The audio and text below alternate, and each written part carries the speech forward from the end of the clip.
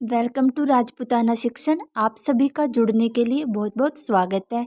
जैसा कि आप जानते हैं, हम पढ़ रहे हैं राजस्थान हिस्ट्री और इसमें भी हम पढ़ रहे हैं प्रजामंडल आंदोलन। तो आज हम पढ़ेंगे कोटा प्रजामंडल या कोटा में जन आंदोलन। देखिए, कोटा में जन आंदोलन। कोटा में जन जागृति का सूत्रपात लगभग 1918 ईस्वी से ही प्रारंभ हो गया था। कोटा के निवासियों ने क्या कर दिया था? विदेशी वस्तुओं का बहिष्कार चालू कर दिया था और उनमें गांधी टोपी पहने जाने का उत्साह शुरू हो गया था। क्या गांधी टोपी पहनने का उत्साह शुरू हो गया था? क्योंकि ये लोग आगे चलकर 1942 के भारत छोड़ो आंदोलन में भी शामिल होते हैं। इस वजह से यह पंडित नैनूराम शर्मा यहाँ के क्या थे? पहले व्यक्ति थे जिन्होंने राजकीय सेवा का त्याग कर और सार्वजनिक जीवन में क्या किया? प्रवेश किया था। जो पंडित नैनूराम शर्मा जी थे वो पुलिस में थे और उन्होंने क्या कर दिया था? अपना वो कार्य छोड़कर सार्वजनिक सेवा में प्रवेश किया था। विजय सिंह पथिक द्वारा स्थापित राजस्थान सेवा संघ के क्या बने? ये सक्रिय सदस्य बन गए थे। इन्होंने क्या किया था? बेगार प्रथा के विरुद्ध कोटा में जन आंदोलन चलाया और 1934 ईस्वी में हाड़ौती प्रजामंडल की स्थापना की। जो कोटा प्रजामंडल से पहले इनके द्वारा आड़ौती प्रजामंडल की स्थापना की जाती है 1934 ईस्वी में, लेकिन वो क्या होती है? सफल नहीं होती है, असफल रहती है। उसके बाद वापस कोटा प्रजामंडल की स्थापना की जाती है। फिर इनके साथी जुड़ गए कौन? पंडित अभिन हरि। तो दोनों ने मिलकर सरकार से क्या किया? उत्तरदायी सरकार बनाने का आग्रह किया। अभिन हरि कहाँ के रहने वाले थे? मांगरोल बारा के रहने वाले थे। इसलिए उन्होंने 1939 ईस्वी में कोटा राज्य प्रजामंडल की क्या की? स्थापना की और इसकी अध्यक्षता किसके द्वारा की गई? पंडित नैनूराम शर्मा के द्वारा। और यहाँ पे अधिवेशन के स्वागताध्यक्ष किसको बुलाया गया? सेठ मोतीलाल को। यानी कि यहाँ पे कोटा अधिवेशन होता है, उसकी अध्यक्षता किसके द्वारा की जाती है? पंडित नैनूराम शर्मा के द्वारा और स्वागतकर्ता होते हैं सेठ मोतीलाल। 1940 ईस्वी में कोटा के रामतलाई क्षेत्र में कोटा प्रजामंडल का अधिवेशन आयोजित किया गया। इस अधिवेशन की अध्यक्षता पंडित अभिन हरि ने की और इसी समय विजय सिंह पथिक ने क्या किया? इसमें भाग लिया। और इन सभी कार्यों के चलते जो हमारे पंडित नैनूराम शर्मा जी है उनकी क्या अज्ञातवासियों के द्वारा क्या कर दी गई? देखो, अज्ञात लोगों के द्वारा हत्या कर दी जाती है और इससे प्रजामंडल का सारा भार किस पर आ गया? पंडित नैनूराम शर्मा पर आ गया।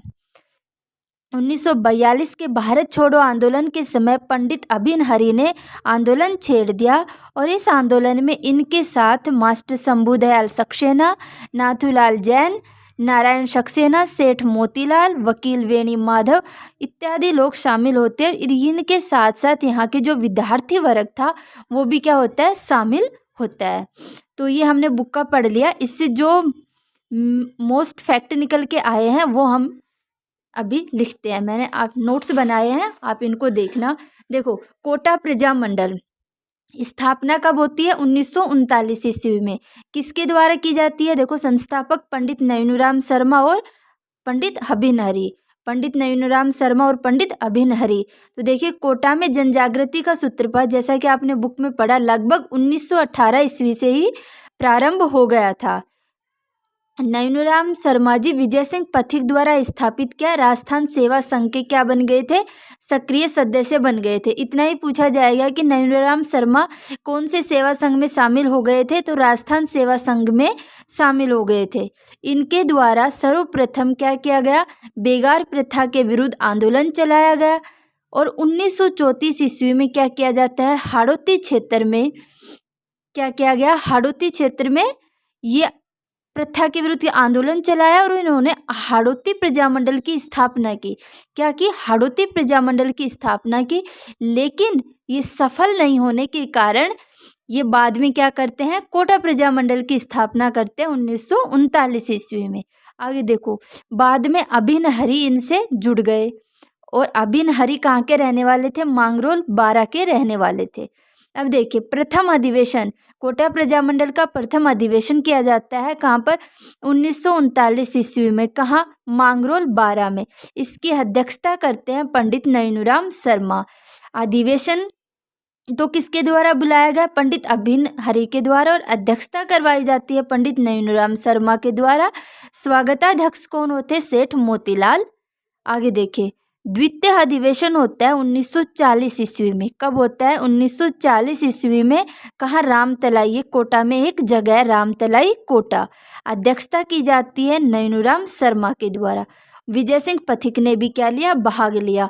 तो कोटा प्रजामंडल के द्वितीय अधिवेशन के समय कौन आता है? विजय सिंह पथिक भाग लेते हैं। अब देखो, इस समय भारत में क्या चल रहा था? 1942 ईस्वी के भारत छोड़ो आंदोलन, भारत छोड़ो आंदोलन चल रहा था। और इसी आंदोलन के समय कोटा के कोने पंडित अभिन हरि ने आंदोलन छेड़ दिया। क्यों? क्योंकि 1940 के समय पंडित नैनूराम शर्मा की अज्ञात लोगों के द्वारा हत्या कर दी जाती है।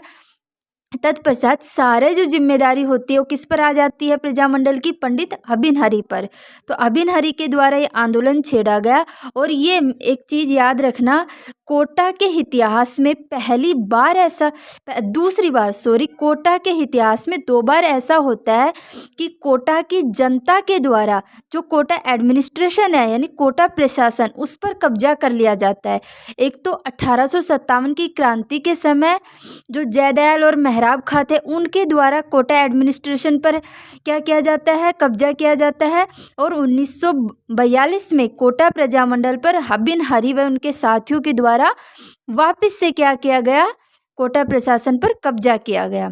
आगे देखिए, इस प्रशासन पर कब्जा करने पर इनके जो साथ थे यानी आंदोलन में, वो थे मास्टर शंभूदयाल, नाथूलाल जैन, सेठ मोतीलाल, श्रीमती वेणी माधव, वकील वेणी माधव आदि लोग इसमें शामिल होते हैं। इसके साथ साथ कोटा में जो विद्यार्थी वर्ग था वो भी इस आंदोलन में शामिल होता है। और 1945 ईस्वी में कोटा के महाराव भीम सिंह ने क्या किया? पलायथा के सर ओंकार सिंह, कौन? सर ओंकार सिंह के माध्यम से 16 अगस्त 1945 ईस्वी को समझौता कर लिया गया। यानी आंदोलन को समाप्त करने के लिए समझौता कर लिया जाता है। किसके द्वारा? कोटा के महाराव भीम सिंह द्वारा। कब? 16 अगस्त 1945 ईस्वी को। तो आपको इसमें 3 चीज़ें याद रखनी है। एक तो कोटा प्रजामंडल की स्थापना कब हुई? 1939। किसके द्वारा? नैनूराम शर्मा और अभिन हरि के द्वारा। कोटा प्रजामंडल का प्रथम अधिवेशन कब होता है? 1939 ईस्वी में। द्वितीय अधिवेशन कब होता है? 1940 ईस्वी में। तीसरा एक क्वेश्चन ये पूछा जाएगा कि किस प्रजामंडल पर वहाँ के एडमिनिस्ट्रेशन या प्रशासन पर वहाँ की जनता ने क्या कर दिया था? कब्जा कर लिया था। तो कौन था? कोटा प्रजामंडल। तो ये था हमारा कोटा प्रजामंडल। इसी के साथ आज की क्लास समाप्त होती है। धन्यवाद।